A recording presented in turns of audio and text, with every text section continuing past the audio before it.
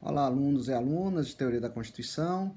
Hoje nós vamos dar continuidade ao nosso conteúdo, trabalhando os conceitos de Constituição. Então, como nós vimos, vamos começar a ver agora, a palavra Constituição, ela possui várias possibilidades de significação. O primeiro conceito de Constituição, que foi adotado na Antiguidade, na Idade Média, é o chamado conceito material de Constituição. A Constituição aqui ela é entendida como um conjunto de normas que organizam, que constituem, que conformam, configuram uma comunidade política, separando, diferenciando uma comunidade de outra. Assim se fala, por exemplo, da Constituição na Antiguidade Clássica, na Grécia, em Atenas, em Esparta, ah, e se diferencia da Constituição Romana, por exemplo. Durante a Idade Média, também vai se usar esse conceito material de Constituição, em que a Constituição ela é determinada pelo seu conteúdo, por aquelas normas que organizam quem pode exercer o poder político, como se manda, quais são os privilégios de cada categoria, de cada estamento, né?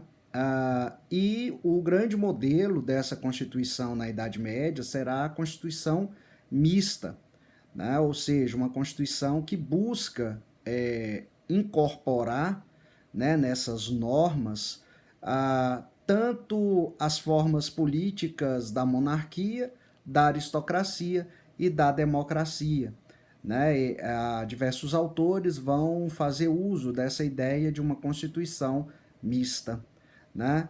No entanto, ao longo de 300 anos, esse modelo de Constituição reconhecida pelo conteúdo vai sofrer um processo de erosão e vai se sedimentar um novo conceito, vai se construir um novo conceito, a chamada Constituição formal.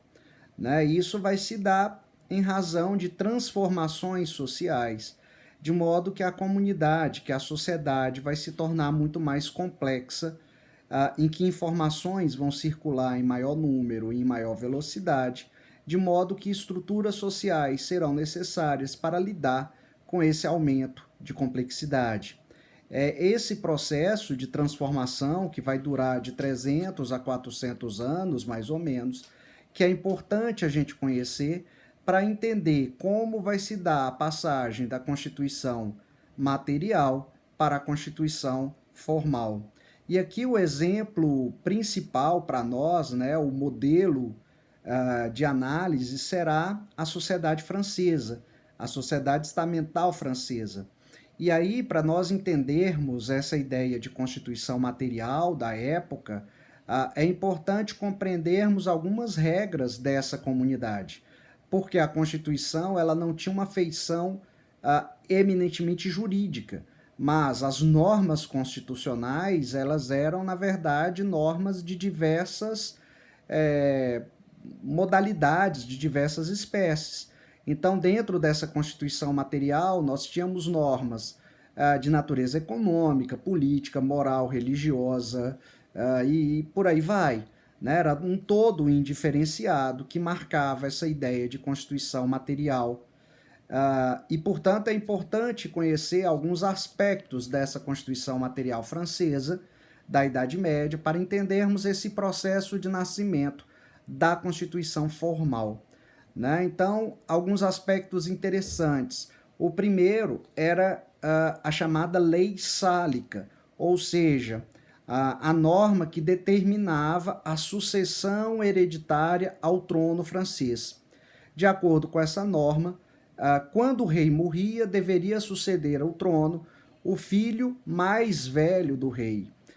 Isso gerava uma série de problemas, porque em diversos momentos o rei não deixava filhos homens, e de modo que, durante muitos momentos, a França foi governada por reis estrangeiros, porque parentes do rei morto. Outra regra que fazia parte dessa Constituição francesa, também conhecida como Leis Fundamentais do Reino, era a divisão da sociedade em estados ou estamentos. né? De modo que a posição social do indivíduo era determinada pelo nascimento, né? Então, na verdade, havia três estados ou três estamentos na França. O primeiro, representado pelo rei e sua família real, o segundo, pelo alto clero e pela alta nobreza, e o terceiro estado, que eram todos aqueles que não faziam parte nem do primeiro e nem do segundo estado. Então, a outra norma importante da Constituição Francesa, das leis fundamentais do reino, era exatamente a divisão da sociedade em estados, né, em estamentos, exatamente porque não havia mobilidade social, ou a mobilidade social era extremamente reduzida.